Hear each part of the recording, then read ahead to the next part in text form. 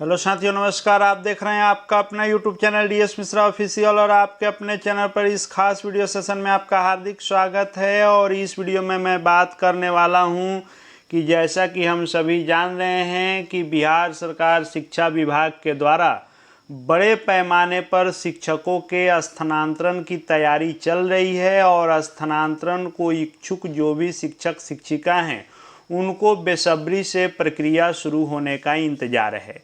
लेकिन इस बीच एक खबर है कि बहुत सारे ऐसे शिक्षक हैं जिनके स्थानांतरण पर संकट है। तो वे कौन से शिक्षक होंगे जिनके स्थानांतरण पर संकट है और शिक्षा विभाग के द्वारा आखिर किन शिक्षकों के ट्रांसफ़र पर रोक की तैयारी है कि उनका ट्रांसफ़र फिलहाल नहीं होगा। कौन से शिक्षक उस श्रेणी में शामिल होंगे जिनके स्थानांतरण में अभी परेशानी है, संकट है और उनको ट्रांसफ़र के लिए अभी इंतज़ार करना पड़ेगा, उसी पूरी खबर को इस वीडियो में बताने वाला हूं। तो वीडियो खास होने वाला है, अंत तक मेरे साथ बने रहेंगे। और यदि चैनल से अब तक नहीं जुड़े होंगे तो चैनल को सब्सक्राइब करके बेल आइकन को प्रेस कर लेंगे। आगे भी शिक्षा जगत एवं शिक्षकों से संबंधित हर महत्वपूर्ण जानकारी आप तक पहुंचती रहेगी।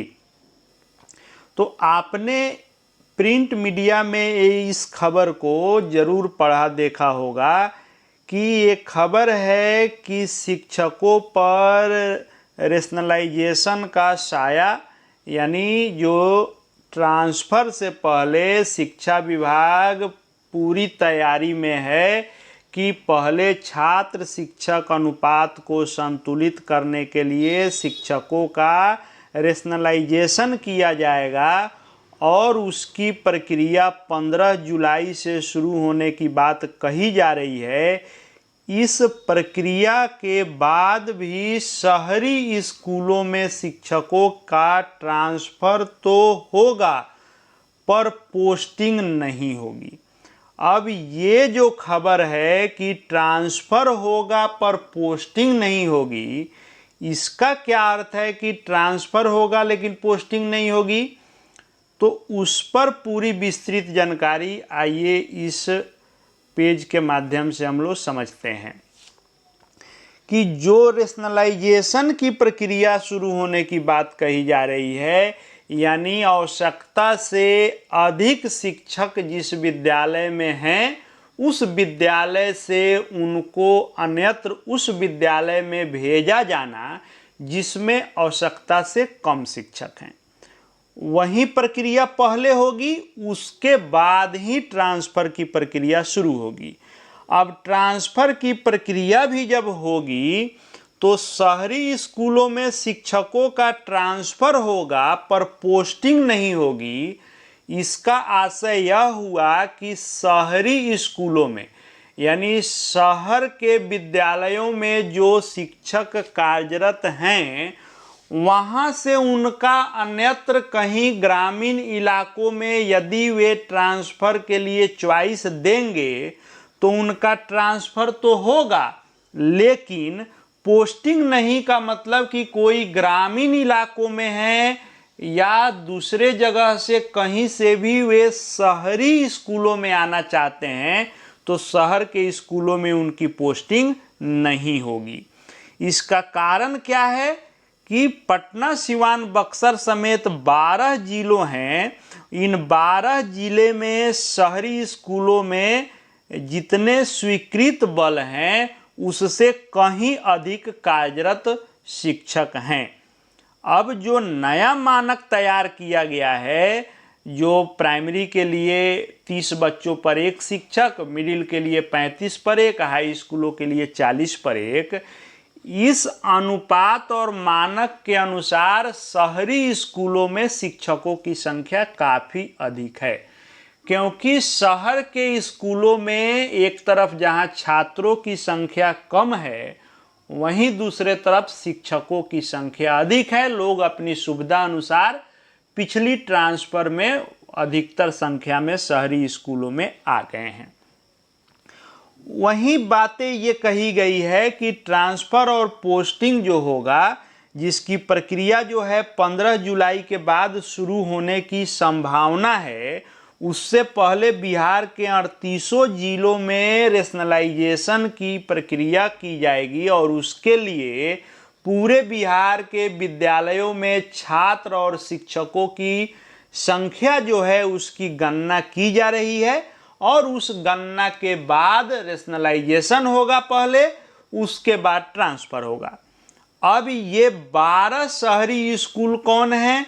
तो पटना, सिवान, बक्सर, भोजपुर, वैशाली, समस्तीपुर, मुजफ्फरपुर, दरभंगा, गया, औरंगाबाद, भागलपुर, कटिहार, ये वैसे शहर हैं, इन जिलों के शहर जहां पर आवश्यकता से अधिक शिक्षक हैं।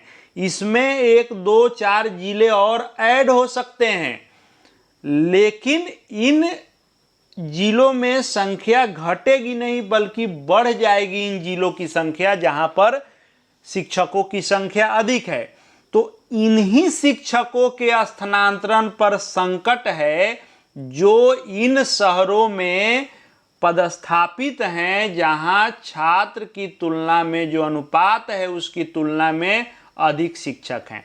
तो इन शहर के शिक्षकों के ट्रांसफर पर विभाग फिलहाल रोक रखेगा ताकि संतुलन और बिगड़े नहीं। हाँ, इन जिलों के शहरों से कोई शिक्षक अन्यत्र कहीं ग्रामीण इलाकों में जाने का आवेदन करेंगे तो उनका ट्रांसफर यहाँ से हो जाएगा, लेकिन कहीं अन्यत्र से इन जिलों के शहरों में आने के लिए कोई शिक्षक आवेदन करेंगे और चॉइस देंगे तो उनका ट्रांसफ़र पोस्टिंग इस जिलों में नहीं होगा।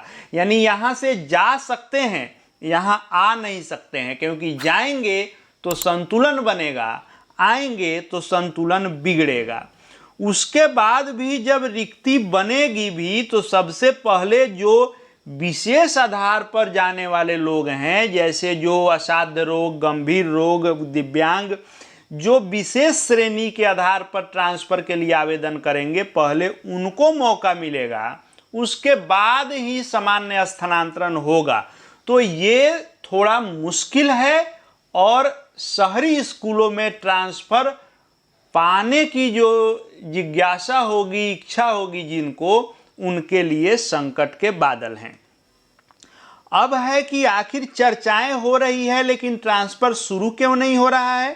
तो जो रेशनलाइजेशन की प्रक्रिया है उसमें जो खबर आ रही है कि 13,000 शिक्षकों का रेशनलाइजेशन लगभग उसका रोड मैप तैयार है और उन विद्यालयों में छात्र शिक्षक अनुपात की गणना कर ली गई है और 14,000 स्कूलों में 22,000 अतिरिक्त शिक्षक हैं जिनका अभी रेशनलाइजेशन का गणना किया जाना शेष है। और ये सारी चीज़ें क्यों की जा रही है?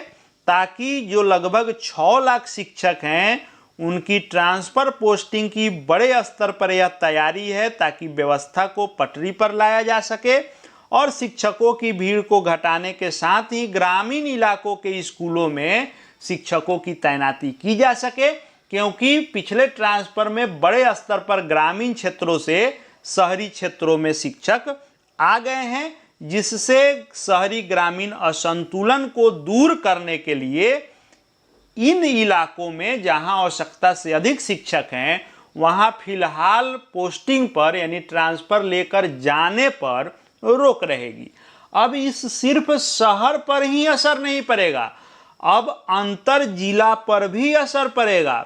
ये जो बक्सर, भोजपुर, सारण, सिवान, पटना, बेगूसराय और कैमूर, रोहतास, पश्चिमी चंपारण, गोपालगंज, पूर्वी चंपारण और नालंदा जिले हैं, यहाँ पहले से ही पूरे जिले का संतुलन देखिएगा तो यहाँ सरप्लस शिक्षक हैं, आवश्यकता से अधिक शिक्षक हैं। तो इन जिलों से भी जब तक कुछ शिक्षक दूसरे जिले में जाएंगे नहीं अपना चॉइस देकर, तब तक यहाँ आना भी मुश्किल होगा।